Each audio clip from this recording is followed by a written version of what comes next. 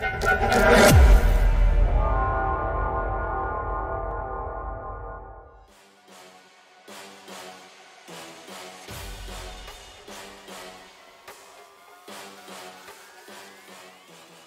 already talked to Kyle for the Mudder side. As far as the Spartan side of this Florida event, I mean, what kind of went into putting this together? I mean, was it somebody from Spartan being like, hey, let's do this? Was it somebody from Mudder being like, you know, let's join forces? I know there's been like a Florida event near each other in the past. So how did it finally like come to fruition? Yeah, good point. We go back, right? You go back to the Florida event being close to each other for a while, and really the history of Spartan events being close to Tough Mudder events. And it was always warfare, you know, with these events, you know, back in the good old days. We know that all the stories about, you know, planes flying over events at a Spartan event, so they can come to Tough Mudder, and, you know, all sorts of kind of, let's just call it business warfare. Yeah.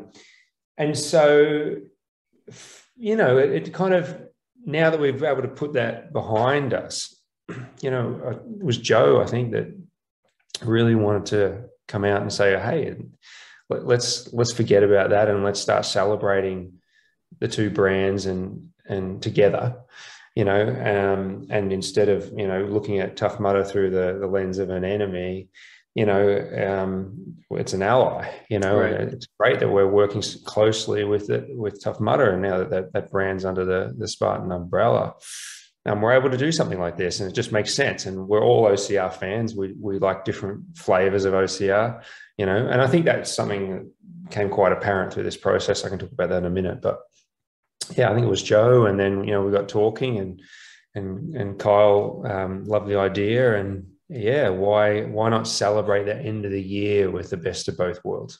Yeah. So like, as far as the course goes, you know, we did talk to Kyle a little bit about the Tough Mudder course.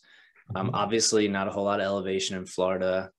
It's on a ranch, which, you know, when I think Central Florida, I'm like, oh, swampy, that kind of terrain. It sounds like it's a little more maybe wooded, and some fields. I'm sure there's water, obviously, but like, what was the challenge there, and kind of, you know, making sure Mudder had their course room and Spartan had their course room, and they were still good courses. You know what I mean? Like, when you're restricted like that, you don't want to sacrifice quality just to squeeze everything in there. You want to still put on a good course. So like, what challenges went into that? Well, first you got to sit down and look at a drastically bigger footprint. So our production team is really good at that. You know, the Spartan production team, I'm speaking from the Spartan side here, you know, Kyle's spoken to Tough Mudder, but the Spartan production team, we've put on events, you know, some of the most complicated places. I mean, just in the past month, we've been in Telluride, you know, which was extremely complicated to put on, and so Abu Dhabi coming up, I mean, it's next level difficult, you know, like next level difficult. So it wasn't actually as hard as you think. I mean, once you figure out the footprint, it has to be big enough to accommodate two courses side by side. This venue made sense. It's fairly straightforward on flatter terrain, and in good weather. Hence the challenges of Telluride, for example, or Sweden in previous years. You know, there's times in Sweden where we were having to look at helicopters to bring in obstacles to the snow, and the snow wasn't well enough to get snowmobiles up. Also, I could tell you a story for like half an hour, but yeah, I think definitely looking at how it worked, and then just letting our imagination run with it a bit, and thinking about the combined festival. And then you start to think about some of the more technical challenges, like how do you put Spartan sponsors side by side with Tough Mudder sponsors without any clashes? Because, you know, both brands have different sponsors, and they don't always, you shouldn't always put them side by side, for example. Things like that. You know, how do you create a sense of sort of division in a friendly way, without sort of just going off and doing two separate events, you know? So we started talking about, you know, having a stage that kind of split down the middle, and then festival challenges with Spartan on one side and Tough Mudder on the other side, maybe an obstacle in the middle that joins the both. And yeah, so we got to have a lot of fun with it. And it was really more the figuring out how it's all going to work than being constrained really by anything venue wise. So that bit was okay. It's doing something really new and different. I think that's where the hard work is.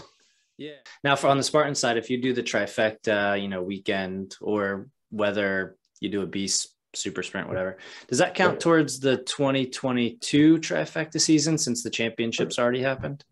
Yeah, so that'll count towards 2022. So November, I have to check my calendar. It was the start of November. We kicked into the new trifecta season for Spartan.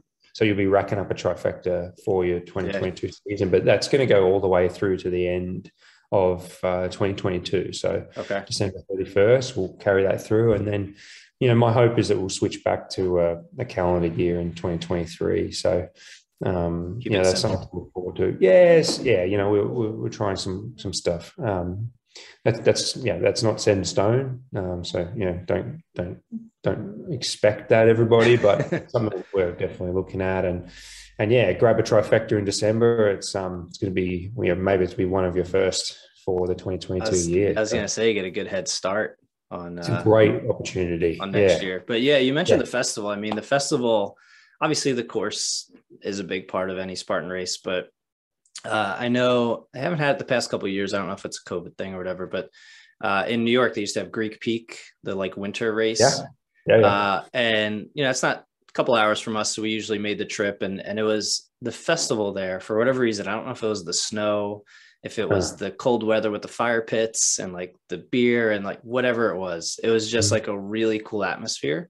And it made that race, just stand out among all other races. So I think, obviously a good course is fun, but when you get done, and you're ready to kind of kick back and eat some food, drink some beer, whatever, just chat with people, a good festival really makes a race for sure. Yeah. If I could press a button and have every event with that electric atmosphere of Greek Peak, or, I think, you get some sort of really select. Big Bear was one just recently, for example. There's a great atmosphere there. And, we can go down the list. I think that if I could press a button and have that everywhere, I'd do it. And that's a great reason to come to this event. I think the festival makes it.